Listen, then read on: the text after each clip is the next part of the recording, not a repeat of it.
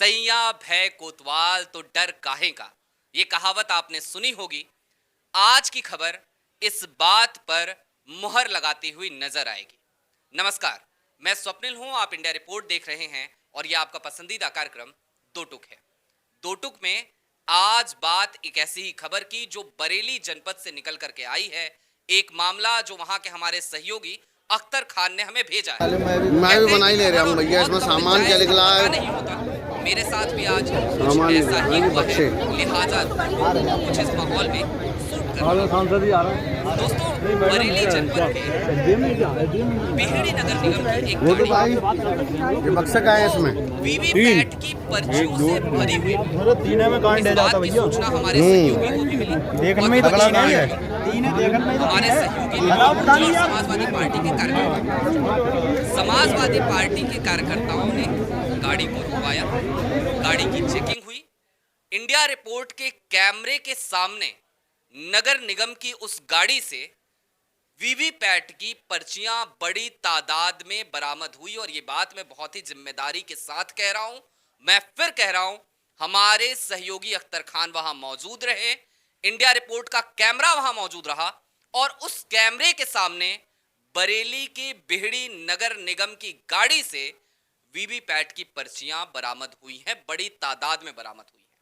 कहते हैं कि जब ताकत होती है, जो सत्ता होती है, वो अक्सर निरंकुश हो जाती है। और ये भी कहते हैं कि वो निरंकुश इसलिए हो जाती है क्योंकि उसके मातहत काम करने वाले जो लोग होते हैं, जो प्रशासन होता है, जो प्रशासनिक अमला होता है, वो कहीं ना कहीं जी हुजूर, जी सर, जी जनाब कहना सीख जाता है। लिहाजा आज दो टुक में सीधा सा सवाल पूछना चाहता हूं। आपकी स्क्रीन पर लगातार ये जो तस्वीरें चल रही थी, मैं फिर बताता चलूं, ये इंडिया रिपोर्ट के कैमरे से कैद की गई तस्वीरें हैं।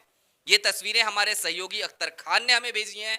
इतनी रात में दो टुक आप तक इसीलिए पहुंचाया जा रहा है ताकि आपको बताया जा सके, आपको समझाया जा सके कि आखिरकार इस देश के कोने कोने में हो क्या रहा है। यही हो रहा है, सत्ता इसी तरीके से निरंकुश होती जाती है क्योंकि उसके मातहत काम करने वाले तमाम अधिकारी जी सर, जी हुजूर करते रहते हैं। इन तस्वीरों को गौर से देखिएगा।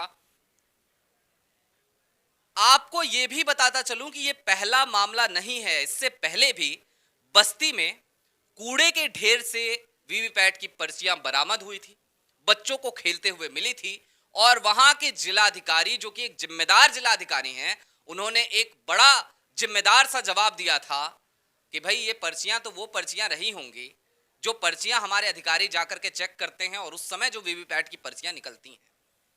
हालांकि कैलकुलेशन कैसे बिठाया उन्होंने, वो ये तो वही जाने, क्योंकि इतनी बड़ी तादाद में आखिरकार कैसे जांच करते हैं ये लोग ईवीएम मशीनों की, मुझे नहीं समझ आता कि इतनी बड़ी तादाद में वीवीपैट की पर्चियां वहां पे मिल जाती हैं कूड़े के ढेर से।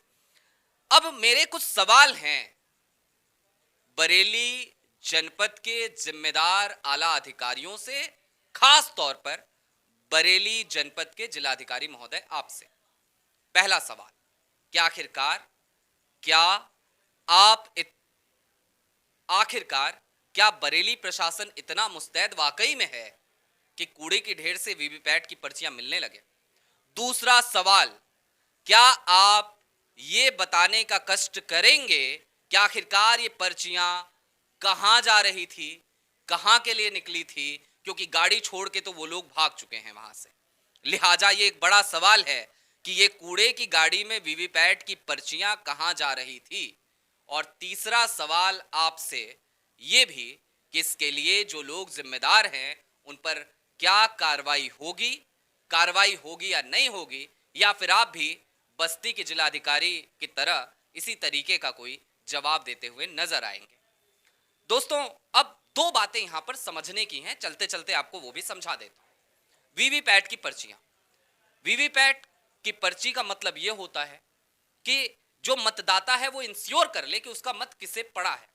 लेकिन अगर यही पर्चियां किसी और के हाथों तक जाती हैं तो इसका मतलब है कि चुनाव के नतीजे तो आएंगे 10 तारीख को, लेकिन उससे पहले ये कोई पता करने की कोशिश कर रहा होगा या कर सकता है कि आखिरकार चुनावी नतीजे क्या आने वाले हैं। कहीं ऐसा तो नहीं है कि इस देश में जो सवाल इतने दिनों से खड़ा किया जा रहा था कि भाई ईवीएम से छेड़खानी हो रही है, कहीं ये उस तरफ तो इशारा नहीं कर रहा है। मैं नहीं कह रहा कि उस तरफ इशारा कर रहा है, नहीं कर रहा है, लेकिन कर तो नहीं रहा है, ये आप अपने जहन में सोचिएगा। फिलहाल ये तस्वीरें देखिए, इन तस्वीरों को गौर से देखिए और ये समझिए कि सत्ता के मातहत काम करने वाले जब जी हुजूर कहते हैं तो क्या होता है। अभी के लिए मुझे इजाजत दीजिए। ऐसे ही तमाम डेवलपमेंट्स और अपडेट्स के लिए देखते रहिए इंडिया रिपोर्ट। शुक्रिया।